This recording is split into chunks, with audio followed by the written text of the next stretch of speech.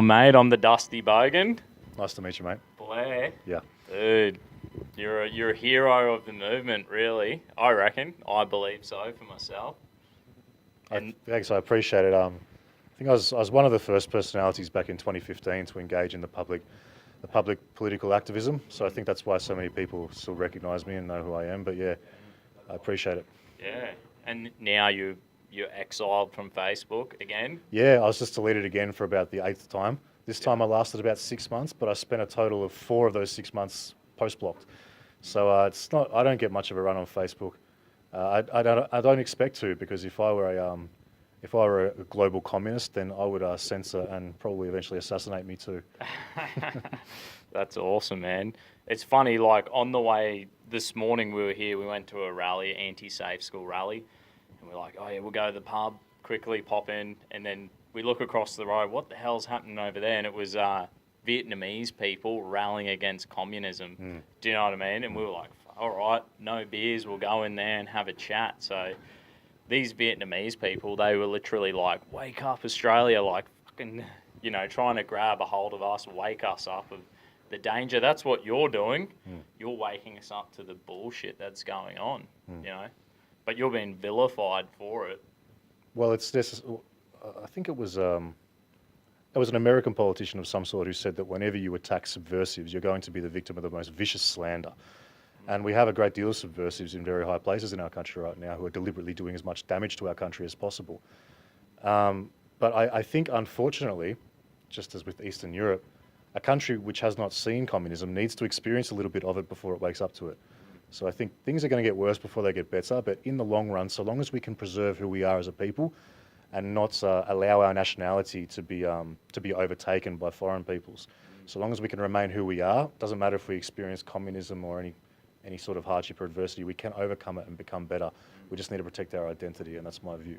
Yeah, I believe that. It's like we're getting into identity politics now. The left has dragged us into it. Like, as a Christian, I believe that the core part of that is your identity, And, like, we're so fucking blind to identity, what it is to be Australian, what it is to be European, and what it is to be a male. Like, everything's getting dragged into it, eh? And to be an Australian can be a wide term, as long as everyone is. There's got to be a glue. There's got to be values, like shared values. Like, do you believe in civic nationalism or? Well, what you were just talking about, the attack against whether it's a masculinity, nationality, traditional family values, or whatever it is. Basically, anything which is good for the country is portrayed as evil, and anything which is bad or destructive for the country will be portrayed as good. Our moral system right now is turned upside down, and that's the goal of subversion, to destabilize and cause as much drama, as much problems for the country as possible, so that people are ready for change. Okay, so ready for a drastic new system, more authoritarian system of government. That's what we're going to see in the future, and pretty much you can see it already being imposed on you gradually. I'm currently fighting a high court battle for allegedly intending to incite ridicule of Muslims on Facebook, which is a law that's never been used in Australia before, and we're challenging the legal validity of the law because we are arguing that I shouldn't have to defend myself against a law which is invalid, because constitutionally I have the right to criticise a religion in the country, in Australia. Yeah. We also have the right to practice religion freely, but we also have the right to criticise it freely, and I believe I engage in legal criticism. But basically, whatever we're talking about in the country, civic nationalism or communism or whatever it is, anything that's, like I said, anything that's good for the country will be demonised. So if the media is attacking you, if they hate you, then you're a good person, usually, in politics anyway. Yeah. I wonder, where's the hate? I haven't really received much hate, I guess because I'm just getting into it, having a few beers, going to a rally, having a good time.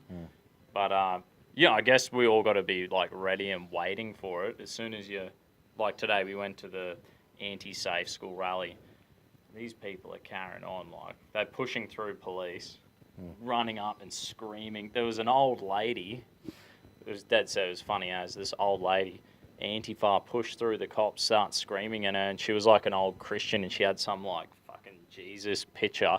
She's like, "Get back!" And I was like, that was hilarious. That was the funniest thing I've seen. But there is some kind of weird persecution, or like we become the enemy. Hey, I can't believe that old lady's now the enemy.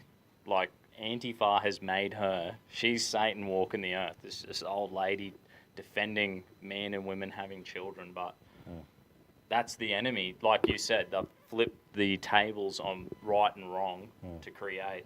Now this old lady, she's the enemy. Yeah, it's also the power of charming social political dogma. Phrases like equality, humanism, social justice. Behind the veil of helping people, a great deal of evil is done. And what's tragic is for adherents to the left side of politics, or your leftist activists, whether we're talking about anti-fascist or something else, they genuinely believe, a lot of them, that they're doing something good, that they're fighting some horrible injustice, when in reality, they are motivated by blind, unrelenting hatred for people they don't even know, because someone whispered equality in their ears. And eventually they will wake up to see this for themselves, but only after, unfortunately, only after the boot of equality comes crushing down on their own skulls. But not before that. They need to be personally and physically affected by the results of beautiful human equality, which is just communism in a nutshell. So they need to be like the Vietnamese guys today who have, their parents were murdered, they're fleeing for their life, they've come to Australia. That's these people are saying, wake up. They're fucking telling me, like, exactly. passionately. It's no surprise that any person who's experienced communism in a country where communism took over is vehemently anti-communist. And the left will say, oh, this is because real communism has never been tried. Some evil statist always comes and takes over. But that's what communism facilitates, and it always will. You're never going to have some sort of self-operating commune where people are getting along and bartering goods willingly.